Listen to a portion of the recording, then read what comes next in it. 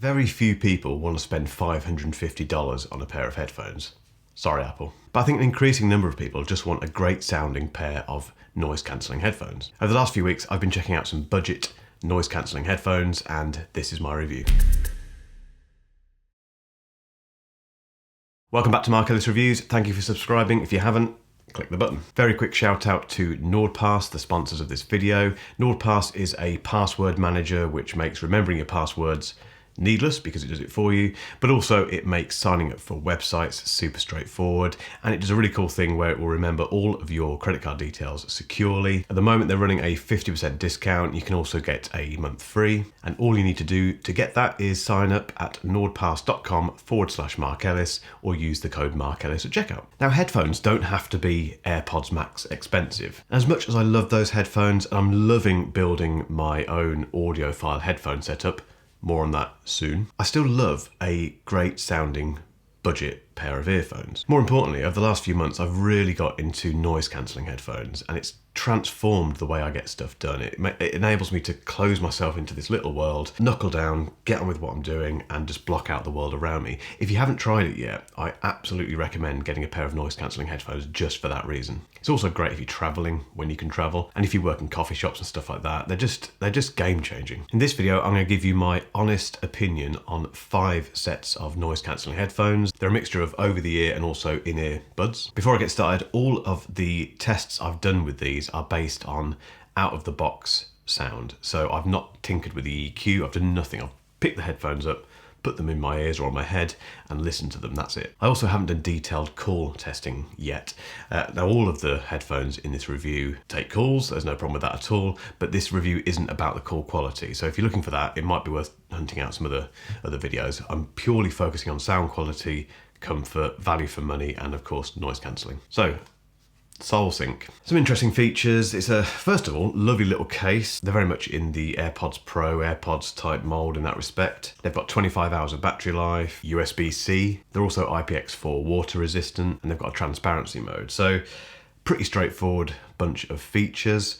What do they sound like? Pretty bad, if I'm honest. I'll be honest that these, out of all of the headphones I'm going to show you today, they're a disappointment sound-wise, and they are a genuine disappointment. Bearing in mind, these are $99. I expect a bit more. Best way of describing the sound, it's boxy. It's everything I don't like about a sound profile. It's very middly, so it's very kind of harsh in the mid-range, you know, where vocals and things like that sit, which means it just sounds very, it's a bit wearing fairly quickly, actually, and it just sounds a bit cheap. Everything else about these is pretty good. For example, they stay in my ears, no problem at all. They don't fall out while I run, which is a big problem for my ears with in-ears. They've got the water resistance. You wouldn't go swimming with them, but they, you know, you haven't got to worry about it if it starts raining or if you get sweaty. And the case is just a great little size, really. It comes with a little carabiner as well. And the noise cancelling's not bad. It's adequate. You can't expect much more for the money, I don't think, really. I do wonder with these kind of noise cancelling earbuds whether or not, I don't really know how much active noise cancelling is taking place, because whenever you put a pair of in-ear buds in there, if they get a good seal, you get a lot of natural passive noise cancelling anyway. It's there, these do have active noise cancelling, and everything gets pretty quiet when you put them on, so it's not bad actually. The other problem is they've got fiddly controls.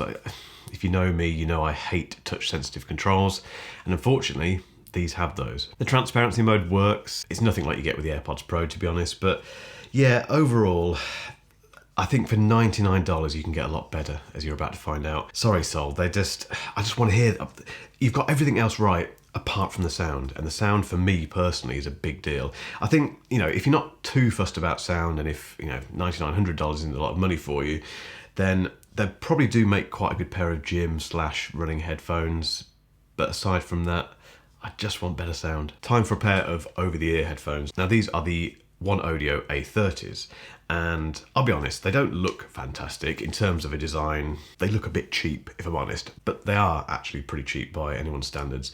They're $70 basically, and that's not bad for a pair of noise cancelling over-the-ear headphones when you bear in mind most of the, I suppose, recognised headphones in that bracket are anywhere between $250 to $350. This is pretty cheap for a pair of headphones like that. So key features, 25 hours of playtime.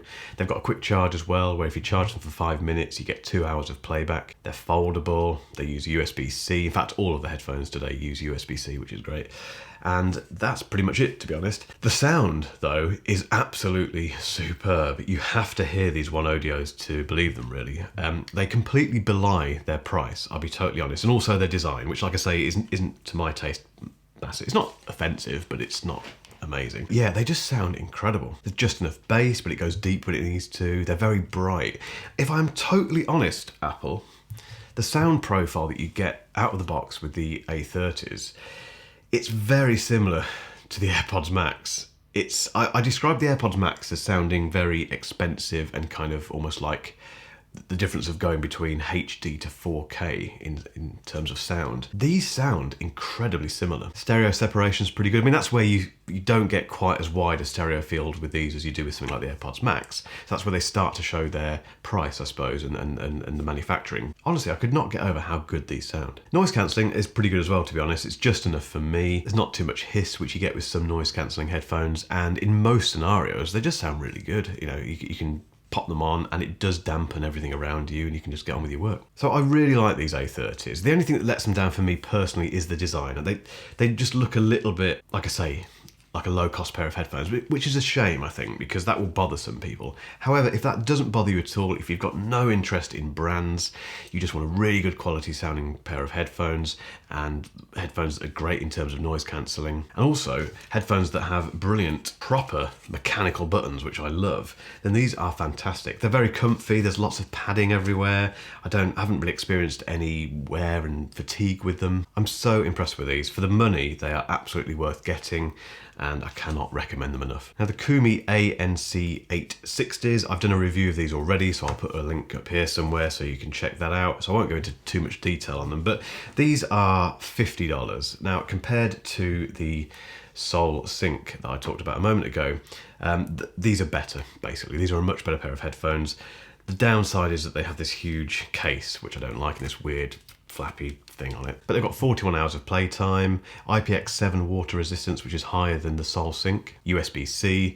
They do have touch controls, which are annoying, but I've kind of got over the fact that that's going to be the future for headphones. The sound's not bad. It's better than the Sony Sync, definitely out of the box. They still need a bit of EQing, if I'm totally honest, but it's not bad overall. For the price, I think I mentioned this in my original review, it's good. You know, in terms of what you're paying, it's revealed that you don't have to pay a fortune to get relatively decent sounding headphones. But remember, they're half the price of the Sony Sync and they sound better. Noise cancelling, just like the Sony Sync, because these are in-ear headphones, you get a certain amount of passive noise cancelling anyway, and I don't know how much the ANC is doing on these, if I'm honest, but everything gets pretty quiet when you put them on, and that's the whole point of noise cancellation. In the instruction manual, there's a note on transparency mode, which was just like crossed out, basically. And I got in touch with Coumi and said, what's that all about? And apparently they've cancelled that feature, so there's no transparency mode. I appreciate I've been talking a lot about transparency, but I haven't explained what it is if you don't know what it is.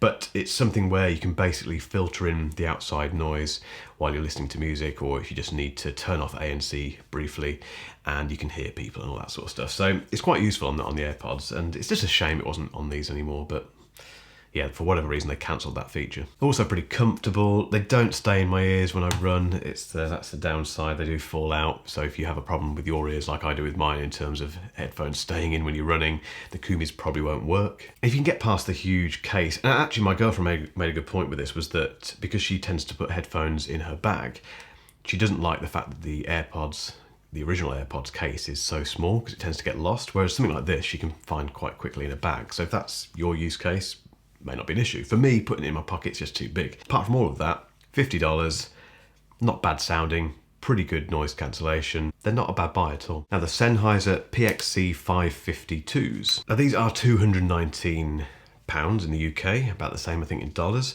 And yeah, okay, may not sound like a budget pair of headphones, but bear in mind these come from Sennheiser, and Sennheiser, if you've never heard of them, are a very, very well-respected manufacturer mainly in pro audio, but they also make a wonderful range of consumer headphones. And when it comes to their range of over-the-ear noise cancelling headphones, this is about as good as it gets when it comes to the entry point. So if you're willing to spend a bit more, you want a branded pair of headphones, because let's be honest, until now this is probably the only brand that you may have heard of. it's actually quite a good price. They've got 30 hours of battery, they've got adaptive noise cancelling, so it kind of adjusts to the environment that you find yourself in. It also has voice assistant integration for things like Alexa. More importantly, you get a really good sound with these. So it's the kind of classic Sennheiser sound, I think I could call it. It's very measured. It's not overtly bassy or trebly or middly or anything really. It's just a nice balanced sound across the board. Plenty of bass, it's very detailed, and there's lovely stereo separation. I think of all the headphones I'm talking about today,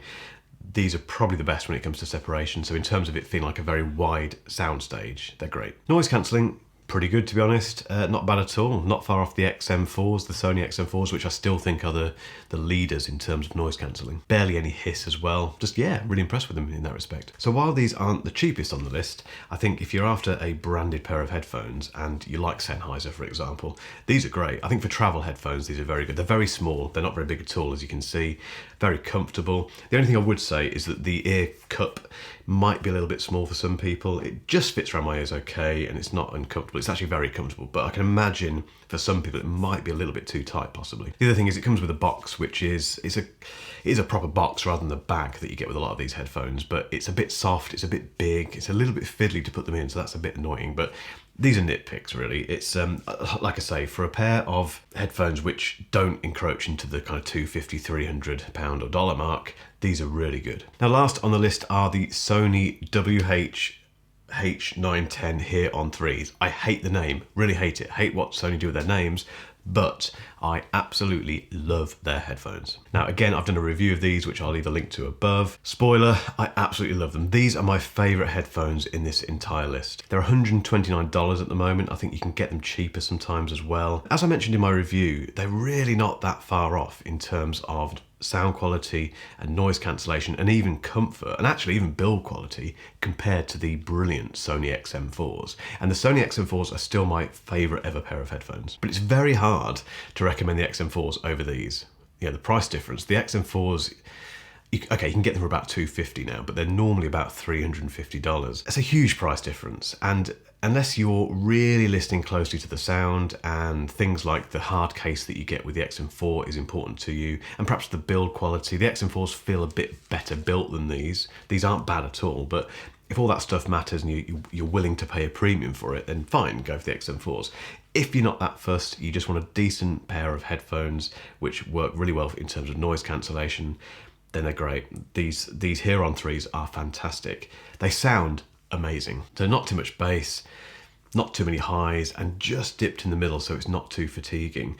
They just sound wonderful. Noise cancelling is brilliant as well. It's on a par with the XM4s, and like I mentioned earlier, I think personally, I think a lot of people would agree that the XM4s are probably the best noise cancelling headphones on the market. I can't really tell a difference between those and these when it comes to noise cancelling, which says everything. They're very comfortable, there's lots of padding. There's a bit less padding than the XM4s, understandably. These are a cheaper pair of headphones, but yeah, I've worn these for a long time, lots of wear, and they're just great. They don't kind of fatigue on my ears, they don't get uncomfortable personally, and yeah, wonderful. I do wish they had a hard case. I hate the touch controls on them, but again, that's just a fact of life these days. All that are just total nitpicks, because these are my pick of the bunch today. If you want a really fantastic sounding, brilliant pair of noise cancelling headphones, I would always go for the Sonys. I hope that's been useful for you.